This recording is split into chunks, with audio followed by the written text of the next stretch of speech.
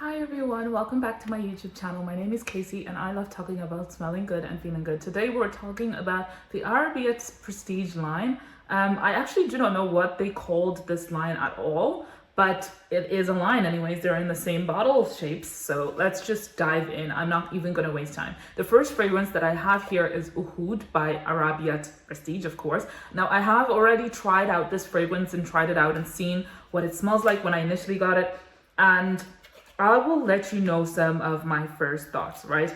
This opens up with some caramel, some coumarin, some honey, some vanilla, and some musk. It's really interesting. Those coumarins on Fragrantica look like vanilla beans, but I'm not sure if that's what they are. I actually never have smelled that. This is a very caramel forward fragrance, a caramel honeyed fragrance with some vanilla. If this is a very gourmand fragrance, very sweet, I could definitely see this as someone finding it quite cloying. To me, it's kind of reminiscent of the Amore Cafe type of fragrance, toned down without that coffee, but just how hyper realistic that fragrance is, this is exactly what it's making me think of. Now, a lot of people are saying this is in the same line as Bianco Latte. I want to say no, just because it lacks that really heavy floral take of that fragrance line, but also it doesn't have that milk note at all. You actually cannot smell it. This smells like syrup. To me, this smells a lot more like Amore Cafe than it would Bianco Latte, but I actually do not think it's that close to Amore Cafe, just because I feel like Amore Cafe has a coffee note, is much sweeter, has more golden syrup. This is hyper realistic. It's almost even making me think of that Lush fragrance that everybody tends to love. That's a syrupy one. Really interesting. I don't know, is it that a lot of people haven't tried to smell this fragrance and are the people that are associating it with the other ones, or what is happening here? I'm actually not really sure. And yes, somebody says here that there is a burnt sugar note, and I do actually smell it. Really interesting. To me, it's not something I would rush to buy. I definitely am finding it a little bit cloying. It's sitting up here in my throat and in my chest, and I'm not really enjoying it. Even Amore Cafe is less dense than this. I feel like it's both of them are hard to wear because they're super hyper realistic. You're literally gonna smell like food. Like, there's no other way to say that. You're not gonna smell like perfumey food. You're literally gonna smell like food. And so, to me, I'm not tempted to love this fragrance. I probably wouldn't buy this fragrance. If I was to be tempted to buy something like Amore Cafe, I probably would buy this instead. But in saying that, like, both of them are, I already have one in my collection. Having two is redundant. It is, a lot of people are saying it's eternal. Now, I can't say that because obviously I have a sample and it's very new. So this is very first impressions, and people are saying the sillage is enormous. If that is the case, I would definitely say that if you are in the thoughts of buying Amore Cafe, I feel like this does not compromise in quality. I actually think they would be neck and neck in terms of quality. It's just like the level of sweetness and how much, whether you want a coffee note in there, and a latte note in there. That's the only thing I would say. Okay, on to the next one, which is Marwa. Marwa is also supposed to be a rendition of the famous Imagination DNA. Now, I actually have been quite excited to smell this because there is a lot of competition online that this is neck and neck in terms of quality and performance and everything else with Essence de Blanc, and people can't decide between the two. To me, I have already smelled Essence de Blanc. I found the tea note a little bit too strong. This one, I'm actually loving a little bit more. I don't know what's happened to my laptop, but I am loving the tea note in here more. It's not heady. It's not too strong. It opens up with some Calabrian bergamot, some lemon, some Sicilian orange, and then you have the middle notes of Nigerian ginger, some Ceylon cinnamon, some Tunisian neroli. This fragrance clearly is going worldwide, because then you have some Chinese black tea, some ambroxum, some molybdenum, and some guaiac. This is almost like a lemon black tea fragrance, like imagine black tea with lemon inside, and the black tea hasn't made to be like completely dark. It's like just kind of brownish, that so much that it kind of turns gold when you put in the lemon.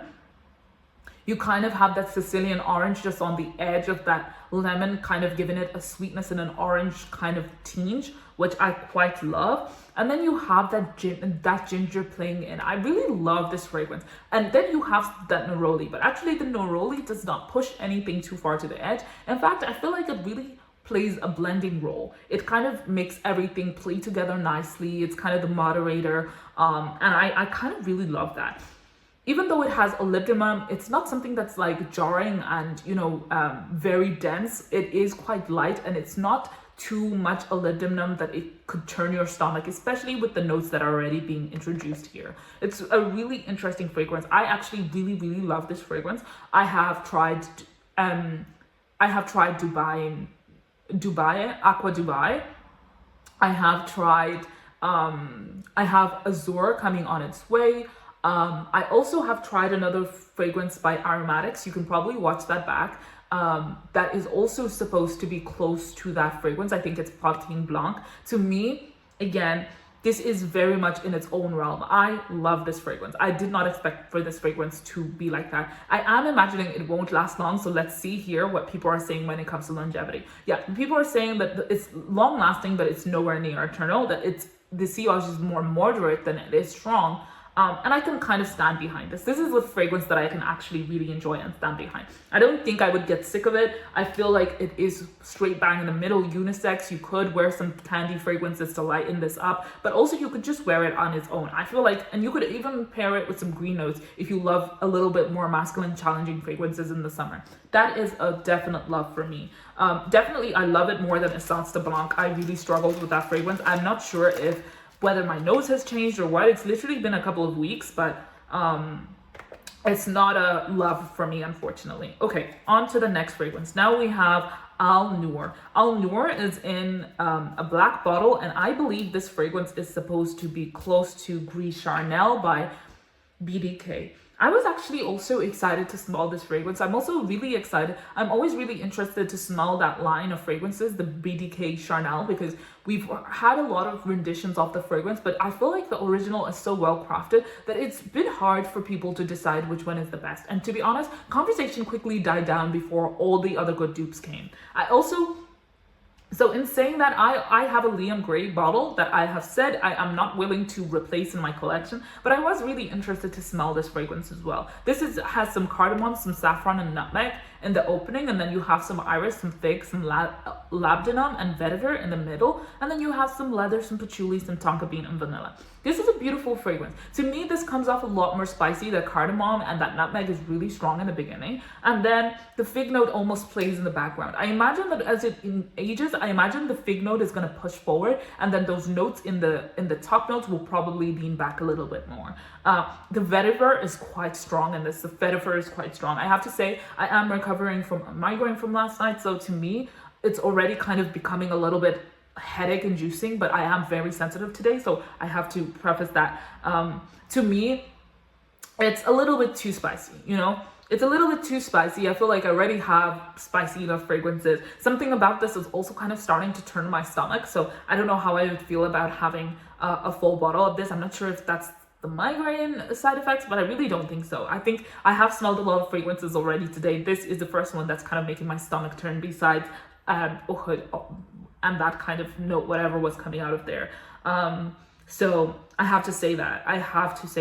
I'm really interested. To me, Liam Gray is always said to be a lot more like the extrait than the original. I have to say, to me, it almost is a blend of the middle, because it's a little bit too sweet for it to be the original, but it's also a little bit too tonka as well. I don't know how to explain it, but to me, this, I would say, people are saying it smells like the X-ray. I really don't think so. I feel like this almost comes off, and it's also leathery.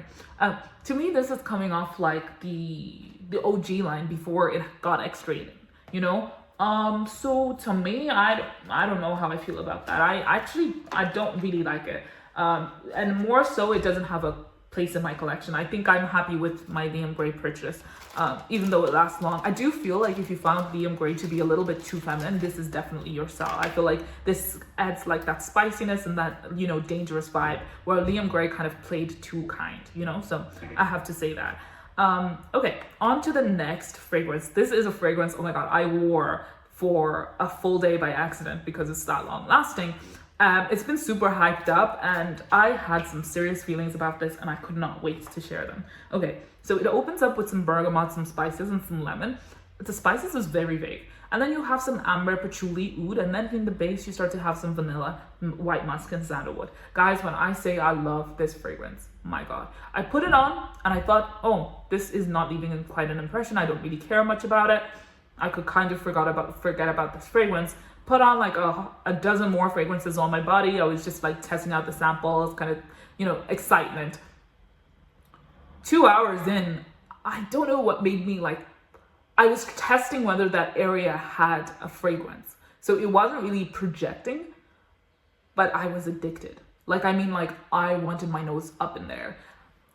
And when I was trying to think like, it smells so familiar, like when it deepens into that vanilla spiced and sandalwood fragrance, it smells familiar. You can even smell a little bit of the patchouli and oud in that base, like when it settles down completely, and it smells familiar. It smells like, I was like, is it like a masculine fragrance that I kind of grew up with, that, you know, maybe my dad wore or someone, and I couldn't decide. Now it does say that Hugo Boss fragrance, Boss by Hugo Boss is what this is similar to. So just because of that, I feel like maybe that's where that familiarity is coming from, if that is true, because that is probably a bottle that's easy to get. And I think I've seen it on a couple of boards, you know, like on a lot of cardboards when, you know, you go to visit your uncles or whatever, or whoever, the men in your life.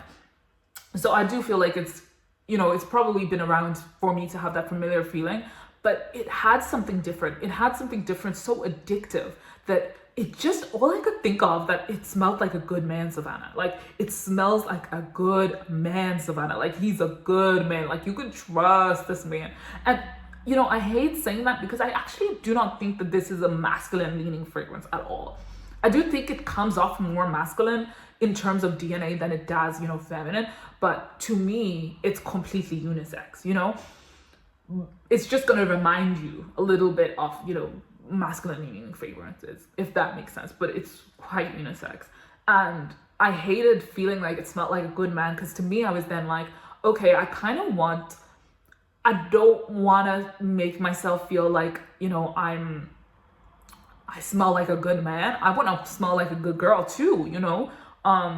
I don't want to gender the fragrance, essentially. I don't want to gender the experience or the fragrance, because I don't think the fragrance is gendered, but I think it just brings me there. And it smells so trustworthy. Oh my God, I love it. I love it. I did not expect to love that fragrance, and I love it. The only thing I have to say was that I actually quite expected there to be some, because it's also a rendition of Drunk Lovers, I also expected there to be a essence of alcohol in there, or some rum.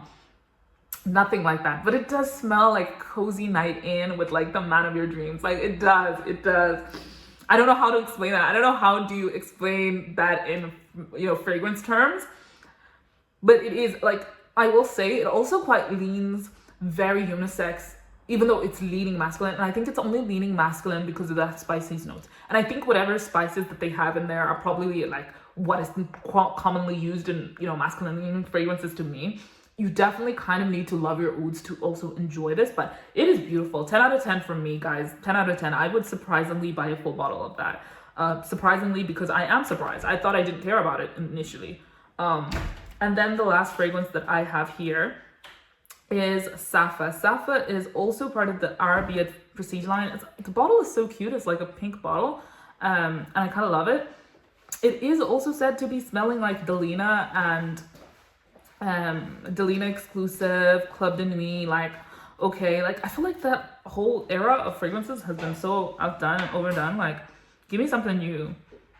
But to be honest, I have been still looking for a bottle that is close to that. I have been playing around with the idea of getting like the original Delina exclusive line, but I don't know, guys. I don't know. I don't know how I feel about it. It does smell like Delina exclusive. And to be honest, this is probably the best one compared to Club Dinwiddie, Imperial, and all the other ones I've smelled. Now, I do love the ones that Nassim came out with that were quite close to that. And I love those a little bit more because they were a lot fresher and didn't have they took on the original Delina exclusive DNA, but they took it somewhere else completely different. Like they really took off the incense, took off the vetiver, and just because they're water-based fragrances, they also made it like super rose water feeling. Like, and the longevity is insane. So to me, I kind of love that, but this is actually quite spot on for me. It has that sickening incense notes that some people just are sick of. So,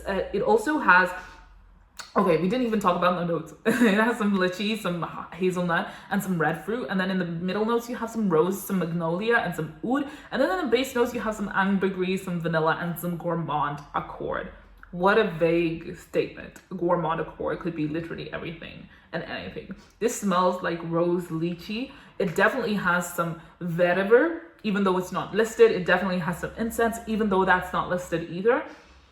This is really, I feel like they took the marketing of this fragrances too far, because even though they have red flutes and gourmand accord, that is true, but not to the extent that it does. It actually has that hazelnut nuts vibe in there, but you kind of have to go searching for it. I really love that fragrance. I'm actually quite surprised at how good it is. Out of all 5 of them, I think I love 3, and that would be Mahd Al Dhahab, and then we have Safa, and then we have Marwa. Those are the 3 fragrances that I love the most. Unfortunately, the other ones I could not care less for, but I would love to hear what you think about these fragrances. If you're ever interested in buying from where I buy my samples from and my fragrances from, definitely look in the description because that's where I keep them. And if you enjoyed this, please like and subscribe and tell me that you loved this video, okay? Until next time, bye!